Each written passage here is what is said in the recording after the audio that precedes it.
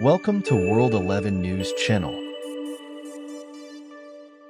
Harrison Ford didn't take his role as Thaddeus Thunderbolt Ross in Captain America: Brave New World lightly. Not just because he was joining the Marvel behemoth for the first time, but because he was taking over a role previously held by the late William Hurt. It's a delicate thing to think about, stepping into the shoes of someone else that has played a character so successfully and so treasured by the Marvel Universe.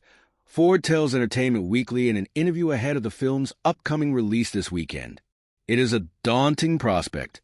He was a remarkable actor, and I wanted to make sure that I had the equipment, that I had the words, that I had the emotional opportunities to continue what he had done and bring it to some kind of conclusion. Hurt first appeared as Ross, then known as General Ross, in 2008's The Incredible Hulk. The Oscar-winning actor of stage and screen maintained the role across the Marvel Cinematic Universe through Captain America, Civil War 2016, Avengers, Infinity War 2018, Avengers, Endgame 2019, and Black Widow 2021. In that time, the character became Secretary of State, and when plans began to fall into place for Brave New World, Ross was to become President of the United States. However, Hurt, suffering from cancer, died at the age of 71 in March of 2022. He was very excited to come back. To be quite frank, Nate Moore, a longtime Marvel producer, previously told EW, when he passed, it was a surprise. You figure out if it's worth proceeding with the story you have, or trying something else.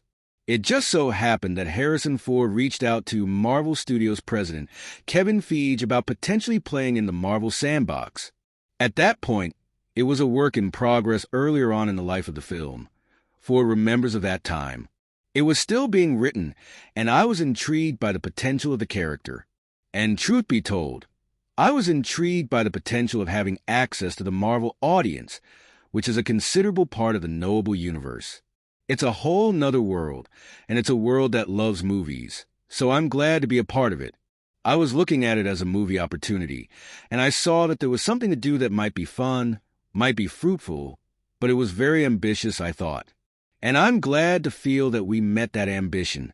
Captain America: Brave New World highlights the dynamic between Anthony Mackie's Sam Wilson, the current Captain America, and President Ross during an international crisis.